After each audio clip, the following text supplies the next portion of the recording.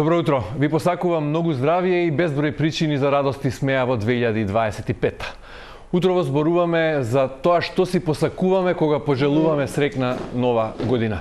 Гости на оваа тема се Лазар Ѓуров и Александар Караев, двајцата професионалци во својата област, односно консултанти или обучувачи за личен и организацијски развој. Господа, добро утро, добро дојдовте во студиото на Телно. Добро утро, добро ве најдовме. Добро утро. Како се чувствувате вие на почетокот на новата година? Па, спремни да ја почнеме годината со нова енергија, со многу нови амбиции, полни со ентузијазам, како и секоја нова година. Убаво, среќно. Убава е еуфоријата што се создава за нова година. Сите посакуваат убави работи, кого и да сретнеш, секој ти посакува нешто убаво. Само убаво е така да пробаме секој ден да ни биде. Да не биде само нова година. Ете така, крајот на годината е време кога се прави ретроспектива, се става една црта и се подпишува под цртата што е остварено, што е реализирано или каде се движиме, каде сме во онаа патека наречена живот. И почетокот на годината пак е кога се прави листа со цели, планови.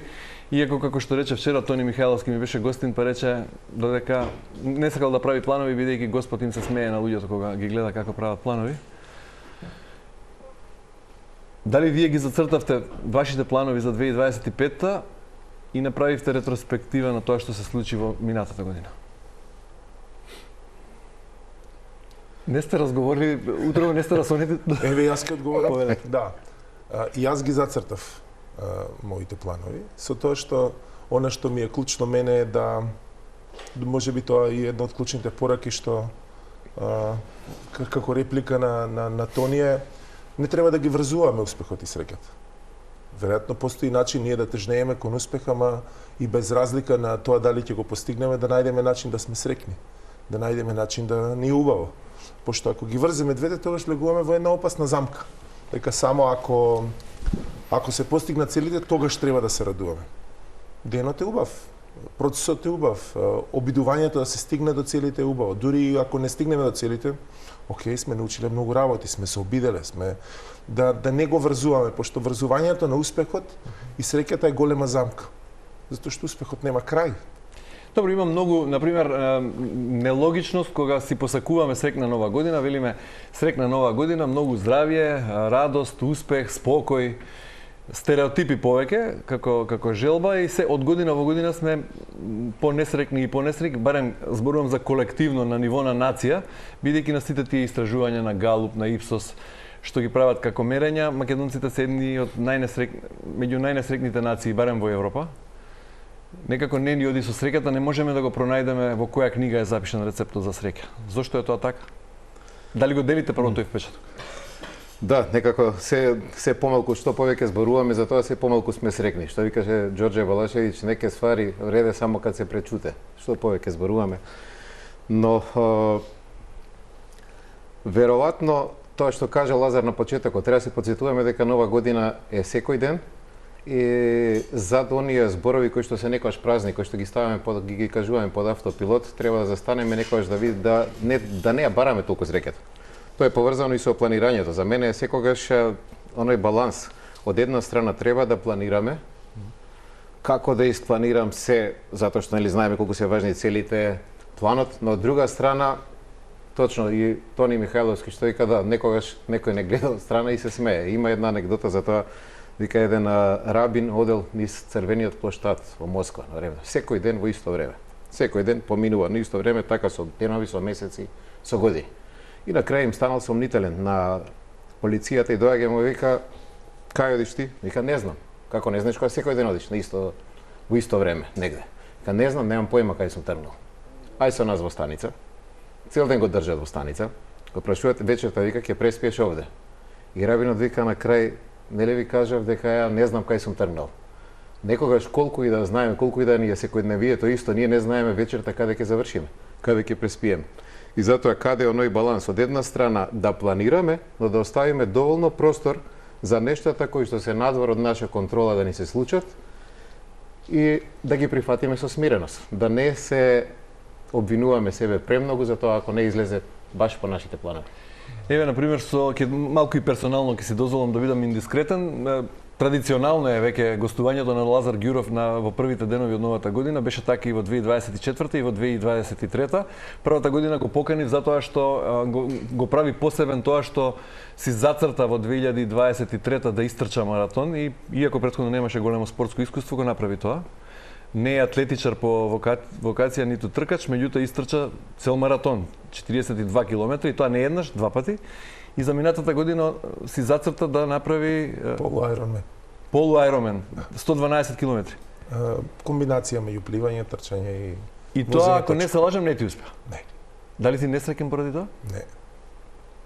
Како успеваш тоа да го победиш во себе, да го надоместиш чувството на задоволство со неисполнувањето на твоите цели што ги зацрта? И јас се обидувам да ги одврзам успехот и среќата. Се обидувам среќата, задоволството да не биде врзано со тоа што сум постигнал. Не секогаш успеам, но мислам дека тука е тајната. На крај на денот ајде да го реформулираме успехот. Се разбудивме, се бајле здрави. Успех е? Да. Ајде се радуваме на тој успех. Еве го денот постои, немаше земјотрес, не загинавме. Успех е? Ајде се радуваме на тоа. Значи, некако хипнотизирани од некои големи успеси, окей, Half Ironman, супер, на целта ќе ми дадат медаља, ама ја направив многу Ironman потези, ја утешив ќерка ми, зготвив јадење, направив нешто за други луѓе, за себе. Така да, дури ова што рековме, нели ги кажуваме среќна нова година како клише, па дали е клише? Посакавме на некоја нова година, подадовме чаша вода, поместивме нешто, одржавме некоја обука, предавање. Така да малку ми се чини дека хипнотизирани од тие големите успеси, не се радувам. Нескромни сме, веројатно. Нескромноста е голема причина за разочарување по тоа. Мислам дека некако се дали интернетот, сите оние, нели, сите милионери, сите да напредуваме, сите медали, сите имаме медали. Една мајка денеска што чува мало дете во оваа динамика е за медаља.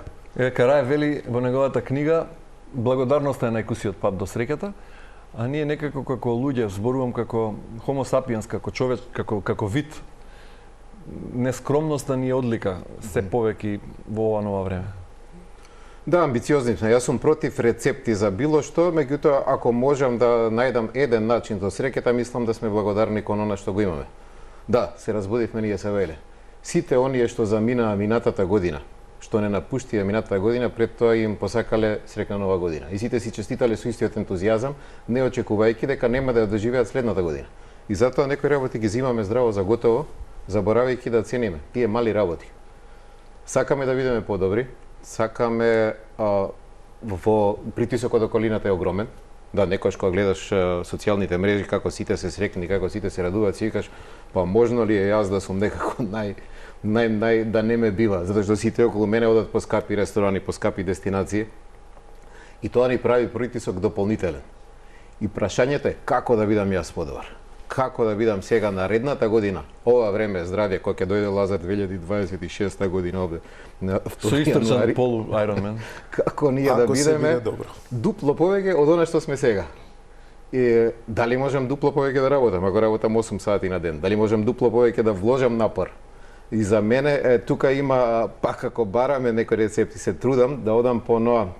Има едно правило. Секој ден да бидам подобар за 0,003%. Тоа е од Джеф Олсон, има една книга Slight Edge, не знам како да ја преведам, филозофија, каде што маргинален напредок секој ден, 0,003% на ден, не прави да сме дупло подобри за 365 дена.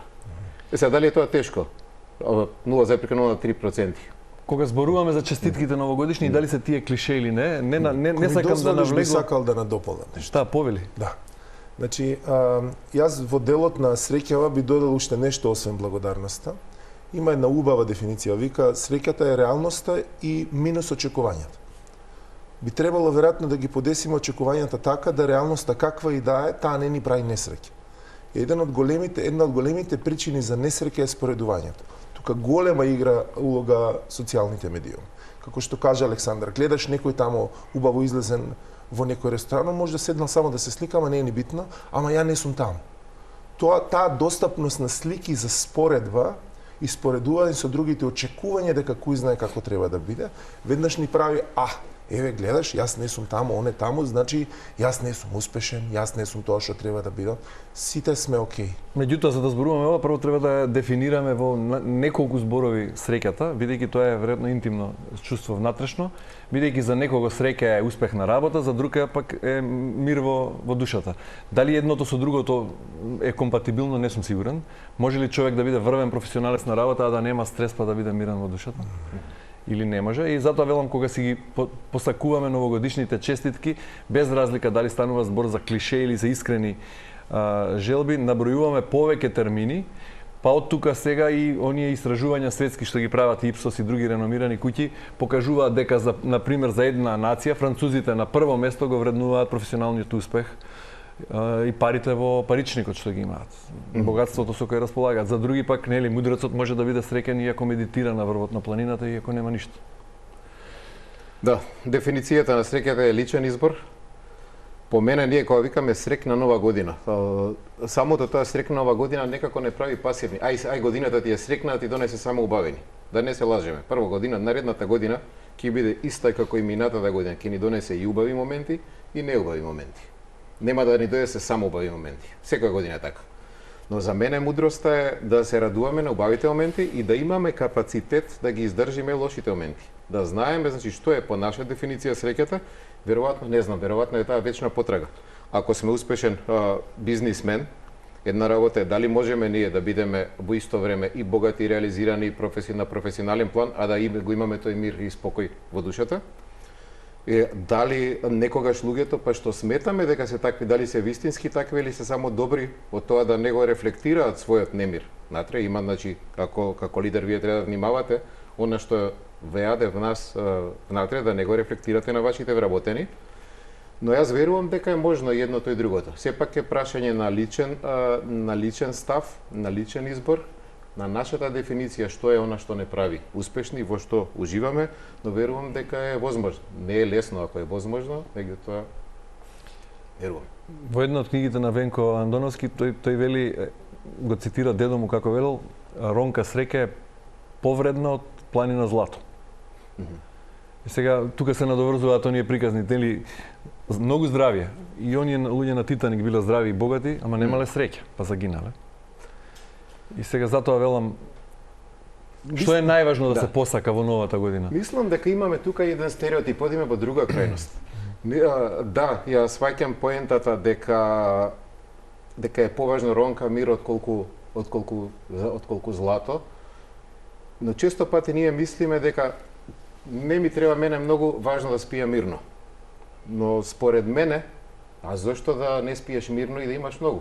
Не е некогаш или е избор. Не го гледам тоа спротивставено. Не е грешно човек и да има многу, ако тоа многу го направил со создавање на вредност, со задоволување на нечија потреба, со креација. А во исто време и да биде и мирен. Ние некогаш ги ставаме автоматски, сметаме дека оние кои што се богати, се алчни, се лоши, се на нечесен начин дошле, веројатно затоа што имаме доста примери во едно транзицијско општество и на такви, но јас верувам дека не е лошо да си богат, а во исто време и да имаш мир. Меѓутоа факт е дека богатството не е пресудно кога се одлучува за факторот за среќа, бидејќи тоа покажува истражувањето и многу посиромашни нации од нас на листата на среќа се далеку пред нас.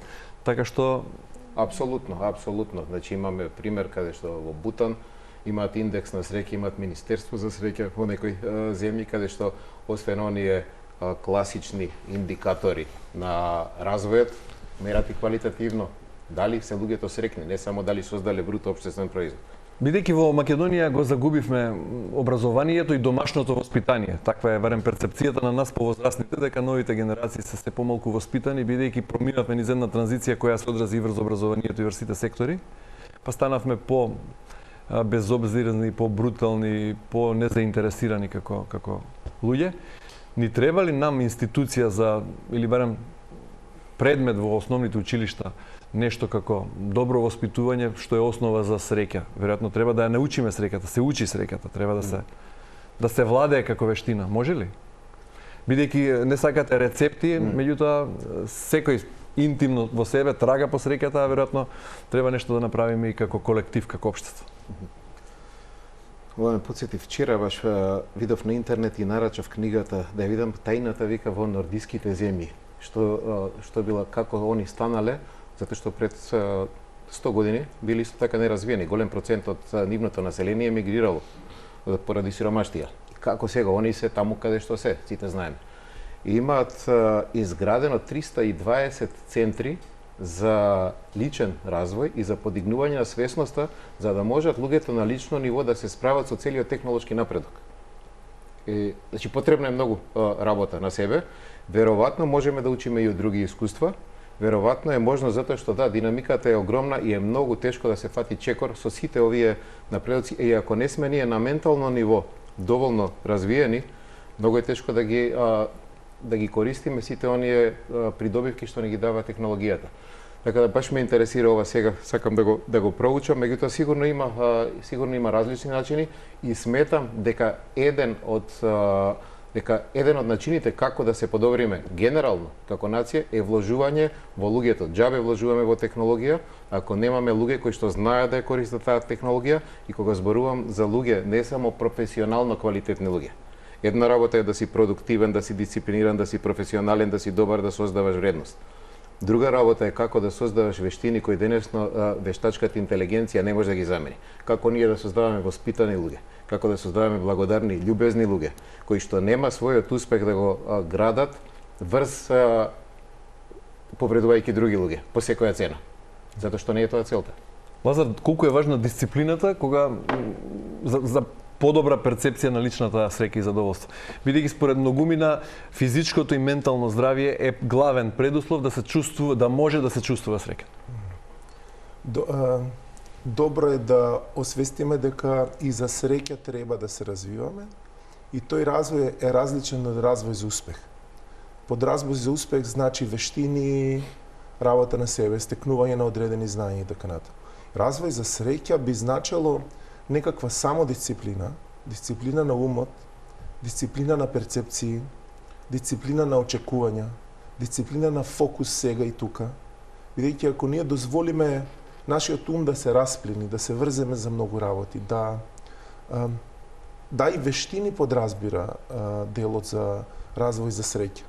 Како јас кога ќе се соочам со одредена емоција, што да направам со неа, како да изразам, како да побарам помош со кого да разговарам, како да не се заглавам во вртлок на постојано жалење, како таа емоција да ја трансформирам, да изразам и да останам во свест, во постоење. Добро е, пошто го слушав внимателно разговорот, многу лесно ни се проткајува врзувањето на успехот и среќата. Јас би сакал да ги разграничим. Успех е едно, среќа е друго. Можно е да сме среќни без да сме успешни. Можно и да сме успешни без да сме среќни, најдобро е да се двете. Ама за двете треба различна работа. За да успееме треба многу да тренираме. Што и да е, бизнис, спорт, за се. За се. Меѓутоа интересното е дека имаме школи за успех, ама немаме школи за среќа. Никој не ни ја дава лекцијата, фокусирај се сега, како се чувствуваш, изрази, наместо да ја спонзорираме, мотивираме и поттикнуваме среќата, ние ја лечиме несреќата после депресијата. И еве Александар спомна дека нордиските земји имале многу центри за личен развој, благодарение на тоа направиле напредок во изминатите години. Вие во Македонија исто така како обучувачи или консултанти за личен развој, веројатно имате се повеќе работа, меѓутоа за жал се повеќе работа во Македонија имаат и психијатрите и психолозите. Бидејќи тоа се одразува и таа слика на несрекна нација, односно на се повеќе загубени луѓе. Загубени во онаа смисла како што вели исто така еден лик од романите на Андоновски: човекот без храна може 15 дена, без вода може 7 дена, без смисла за живот не може ниту еден миг. Зошто ја губиме смислата, која е исто така како здравието предуслов за среќа и лично задоволство? Вечната потрага по смислата на животот.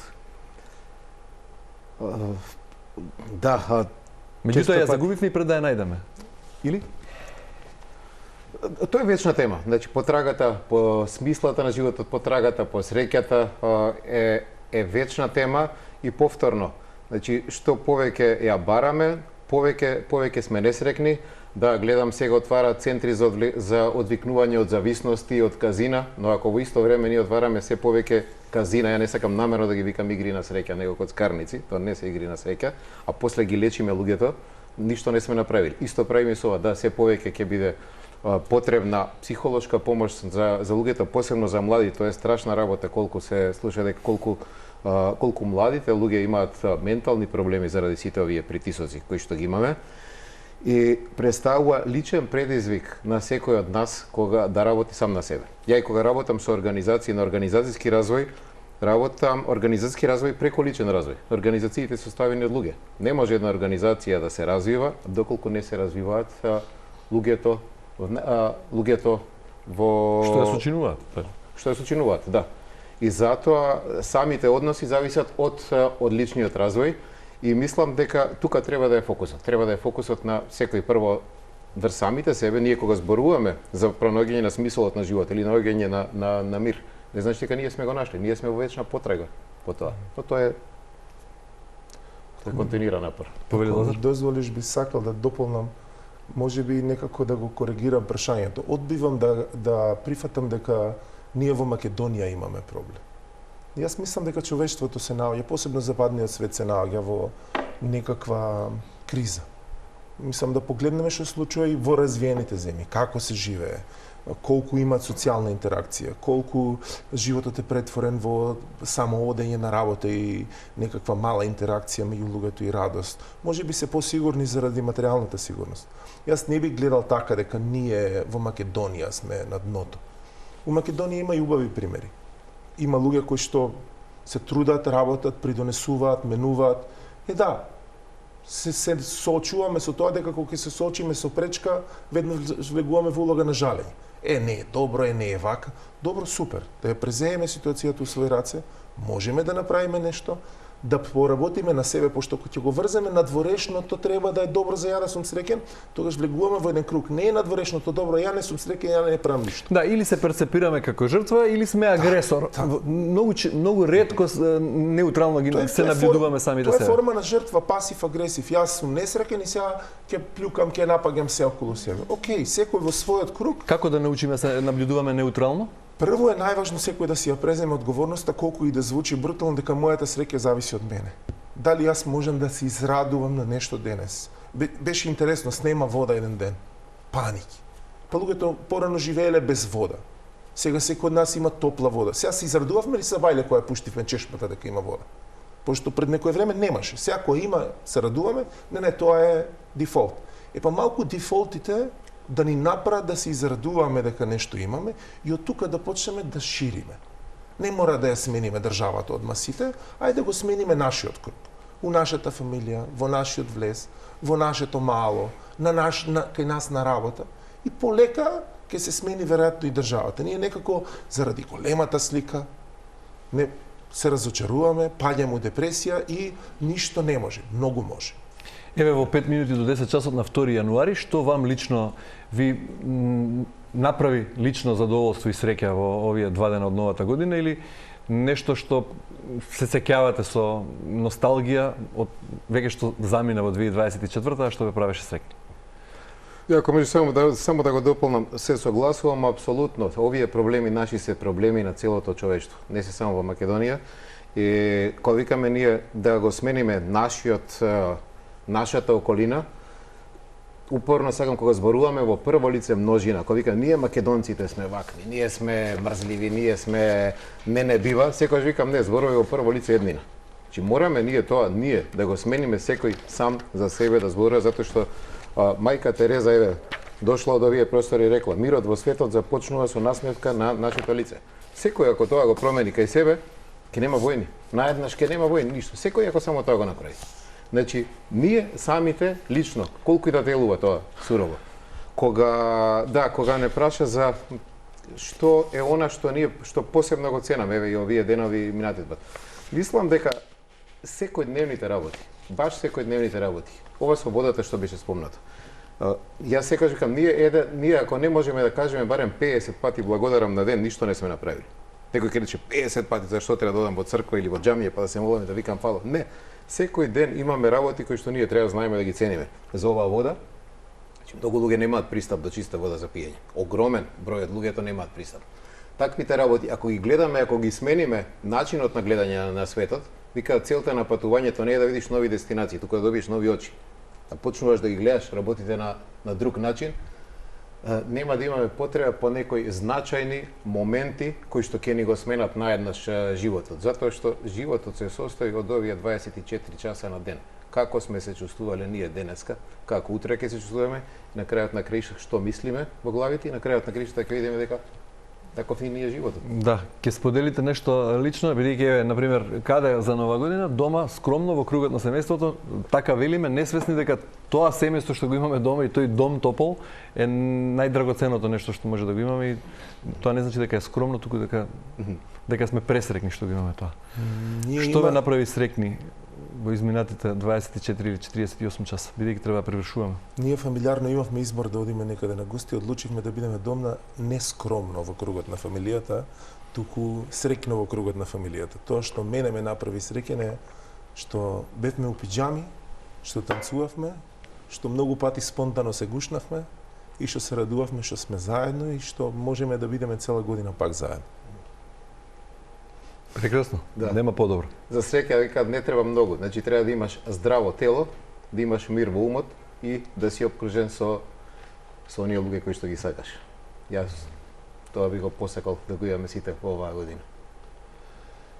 На организациите и на компаниите на кои ќе им се посветите во да изградат здрави и цврсти личности внатре, односно задоволни од себе, за да веројатно и тие бидат корпорацијски. Да ги прифатат луѓето како луѓе. Многу пати некако се заглавуваме дека луѓето се ресурси. Тоа се луѓе, да се поврземе. Да, лидери сме, ама се поврземе, тие луѓе имаат чувства, да се споиме, пошто една од причините за среќа е и чувството на споеност со другите. Ние сме социјални битија, сме дел од некакво племе, од заедница, од дружи. Некако многу често тоа хиерархијава од високо како богови да сме поставени. И тоа прифаќање би додал како луѓе да биде секој ден. Многу е тажно кога ќе видите на Нова година имате корпорацијска новогодишна забава, а луѓето гледаат на саат затоа што мора да биде таму. Едве чека да заврши и да си оди. Или имате тимбилдинг 2 дена во годината, останатите 363 дена се има само не тимбилдинг. Значи, оној начин на работа, каде што луѓето вистински се ценат како луѓе, не она што луѓето се нашето најголемо богатство, сите мантрата што си ја кажуваме, не. Каде што вистински се вложува во луѓето да биде цела година, не само за Нова година и за тимбилдинг. Помна еден збор тажно. И како да бидеме среќни и кога ќе се соочиме со тага, а неминовно животот е таков, носи и моменти на тага, бидејќи е нереално да се очекува дека ќе бидат мигови на радостен. За ова треба цела емисија, за ова тажно, Посебна затоа што и во тоа има смисол за животот. И во тоа Виктор Франкл е познат човекот, и книгата му се вика така, во потрага по смисол за животот, каде што он кажува дека дури и во патењето, дури и во тага има смисол за живот. Ако ние не знаеме, затоа реков, не е срекна Нова година да не дојде само убави моменти, туку да имаме капацитет да издржиме и да ги поминеме и оние тешки моменти кои што ќе ни дојдат, сакале или не келе. Има и во тоа смисол како да се помине достоинствено, како да сватиме дека Спокојно. тоа е еден период да се прво да не го негираме тоа, да го разбереме дека има моменти кои што се за славење и треба да ги славиме без грижа на совет, без оноа не е нарно волку смеење. Има моменти што се за славење, има моменти кои што се за плачење и треба да се поминат и тие. Но и во едните и во другите треба да знаеме дека ќе поминат. Ѓуров Караев, ви благодарам многу за гостувањето на вториот ден од новата 2025 и посакувам многу успех и спокој и здравје. Фала на можност. Фала многу. Почитувани гледачи, вие останете на фреквенцијата на Телма. Бидете срекни онолку колку што ќе одлучите да бидете срекни, бидејќи за секоја минута гнев и лутина губите 60 секунди среќа.